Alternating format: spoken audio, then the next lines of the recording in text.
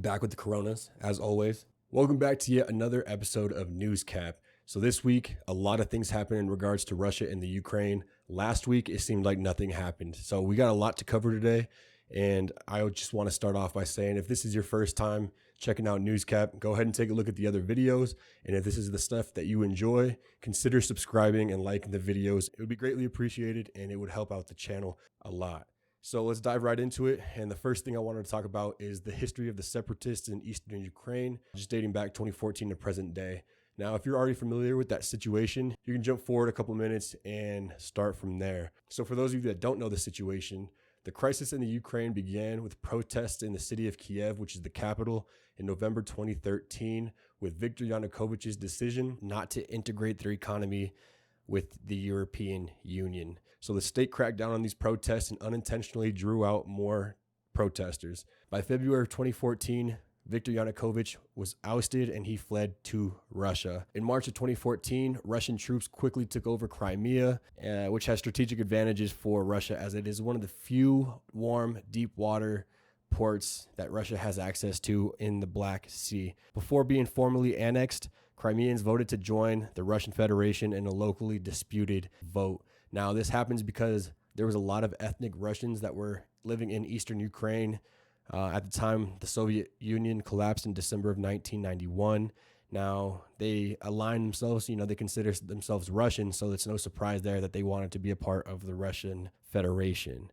So after the vote, it was then that President Putin decided the need to protect the rights of Russian citizens and Russian speakers located in the Crimea and southeast Ukraine area. Just 2 months after that, pro-Russian separatists in Donetsk and Luhansk regions of eastern Ukraine held a referendum to declare their independence from Ukraine. So now violence in the eastern Ukraine on the hands of the pro-Russian separatists and the Ukrainian military has resulted in a conservative estimate of between 10,000 and 24,000 deaths since April of 2014. Now, Russia largely denies their involvement with the pro-Russian separatists, but their actions dictate otherwise. Now, if you remember in July of 2014, a Malaysian's flight was blown up with 298 individuals on board, and that took the local conflict and brought it to the international arena, right? Out of the 298 on board, 189 were Dutch, 44 Malaysian, 27 Australian, 12 Indonesian, 9 British, and 4 German citizens were killed in the flight. So near the end of 2015, it was determined that the plane had been downed by a Russian-built surface-to-air missile. A year later, investigators determined that the missile system was provided by Russia, brought into eastern Ukraine, launched from eastern Ukraine, and then transported back into Russian territory following the downing of the plane. And since February of 2015, Germany, France, Russia, and the Ukraine have been trying to figure out a resolution to decrease the violence that we see in the eastern Ukrainian bloc, but all sides have seemed unable to come to an agreement. And so there has been a ceasefire, but that ceasefire is kind of rocky, and there's been reports through the years of either side, the Ukrainians or the separatists, not abiding by the ceasefire, and additional deaths have been reported. That's mainly because not all 4 sides can agree to the terms that are being put forth in the Minsk Accords. So the Minsk Accords, M-I-N-S-K Accords. If you're curious about the stipulations there, check that out. So in response, NATO in 2016 decided that they would send 4 battalions to Eastern Europe, placing troops on a rotation in Estonia, Latvia, Lithuania, and as well as Poland to deter Russian aggression in Europe, primarily in the Baltics.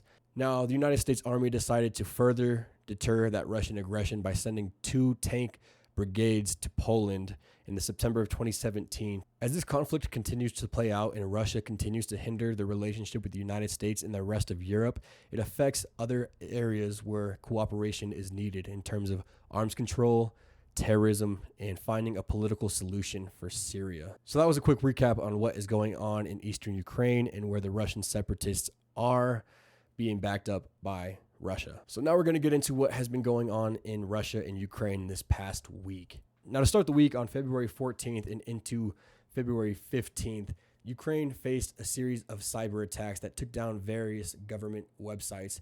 These websites include The Ukrainian army, the Ministry of Foreign Affairs, the Cabinet of Ministers, Security and Defense Council, and two of Ukraine's largest banks were unreachable during the attack. The hackers posted a message on screens in Ukrainian, Russian, and Polish that read, "Ukrainian, all of your personal data was uploaded to the public network. All data on the computer is destroyed. It is impossible to restore it. All information about you has become public. Be afraid and expect the worst. This is for your past, present, and future." So talk about psychological warfare, right? Now, Russia hasn't taken any credit for being the ones behind the attack. Everybody knows that Russia has advanced cyber capabilities. Both them and China have the ability to strike from within their borders and cause havoc and confusion on the ground of their target. Russia seems the most likely to have done that. And if you guys are curious about Russia's cyber capabilities, take a look at what they did to Estonia in, I think, 2007. They basically shut down the country of Estonia for a few days, in which Estonia has developed cyber defense systems, and the United States should really take note from Estonia. Now, if you're curious about that, go check that out because it's super interesting what they did, how they bounced back, and how they are actually countering cyber attacks.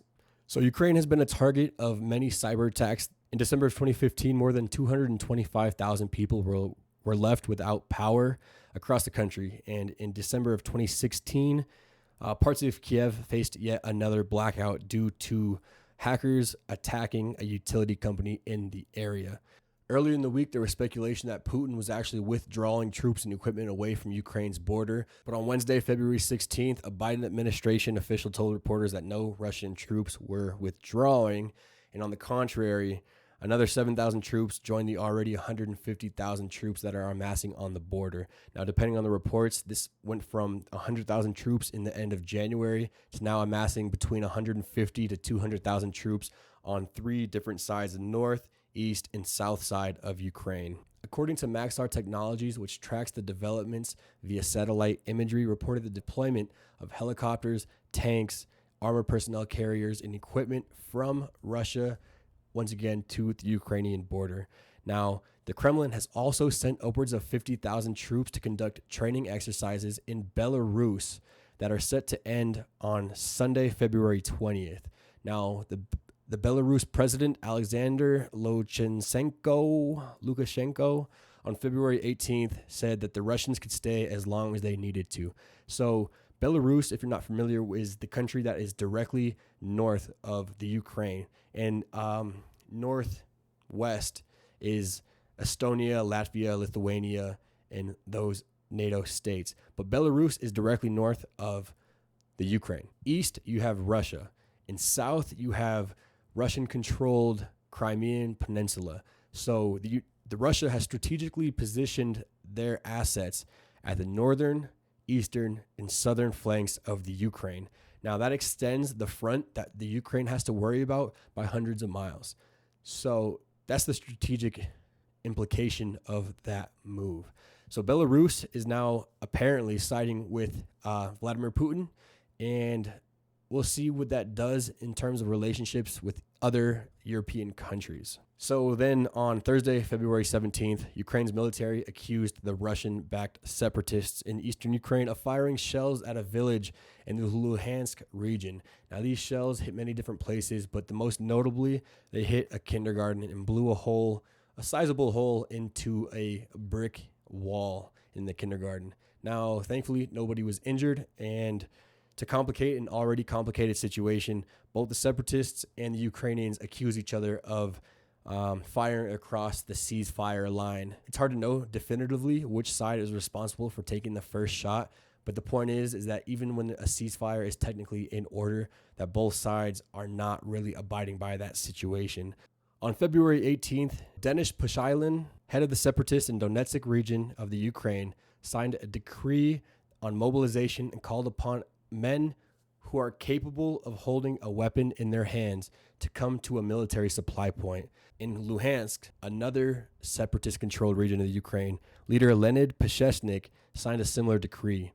Now, this follows a day where separatists ordered or recommended that 700,000 citizens move from eastern Ukraine and into Russia citing fears of an imminent attack by the Ukrainian military forces. Now, the Ukraine has outright denied the accusations by the separatists that there is troops who are going to be going on the offensive. This is exactly what the West and NATO were referring to when they said that the separatists may be used as a means to an invasion, right? If Russia feels that ethnic Russians are at risk of being harmed, it could give them false pretenses to invade. Now, we've seen that in Crimea in 2014, where Russia used that as justification to move troops into Ukraine and actually annex Crimea. The United States and the West are well aware that this is in Russia's playbook and has warned the rest of the world that we may see that tactic used again. Now, hopefully, they have said it so many times that the rest of the world understands that this is a false pretense to war and that Russia is aggravating the situation rather than de-escalating like they claim to be. And once you start removing the civilians from a given location, you are preparing for war, right? In the mobilization from both separatist groups calling upon all men to the military supply point, they are getting ready to gear up for a possible invasion. So on Friday, February 18th, it was reported that on Saturday, February 19th, that Putin would be overseeing exercises by Russian nuclear forces involving the launch of ballistic and cruise missiles. Kremlin spokesperson Dmitry Peskov said that the exercises were part of a regularly training process and were not attributed to an escalation of the standoff.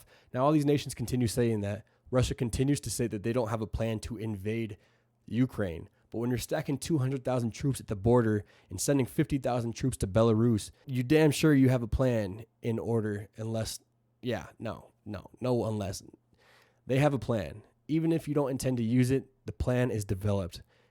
According to the International Institute of Strategic Studies, who published its annual military balance report, stated that Russia's strategic rocket forces number 50,000 personnel out of the active military force of 900,000, and continued to say Russian weapon technology has significantly upgraded over the past 6 years.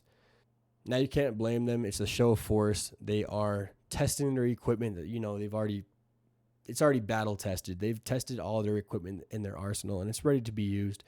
This is just a show of force to show the West that, hey, we've got these. Don't forget that we have these and we're not afraid to use them. Now, the United States claims that Russia will invade the Ukraine in the coming weeks, if not sooner. Until that day happens, all this is just speculation, show, posturing, psychological warfare with the cyber attacks and all those. But we are definitely headed to an armed conflict. Now, the Russian separatists, Russia, Ukraine, and obviously NATO surrounding troops in all these Estonia, Latvia, Lithuania, Poland, Romania. I mean, all those areas are right where the action is going to be happening. On top of these Russian exercises slotted for Saturday, February 18th, Belarus president said that they will participate in these exercises as well. He went on to say the country of Belarus is ready to host Russia nuclear weapons in order to defend our territory. Now, Russia obviously has not come out and say whether or not they're going to stage any nuclear weapons in Belarus, but I highly doubt that that will be the case. Both the United States and Russia are global leaders in nuclear power, and they have a lot of nuclear weapons. So I don't see any exchange of nuclear technologies to other countries because, for one, I'm pretty sure that is a violation of international law. If you guys are interested in checking out a really informative website, go to csis.org. It is the Center for Strategic and International Studies. Now, they have all kinds of articles about the situation in Russia and Ukraine, written by people who are a lot more credentialed than myself, obviously. If you're curious, I will link that in the description.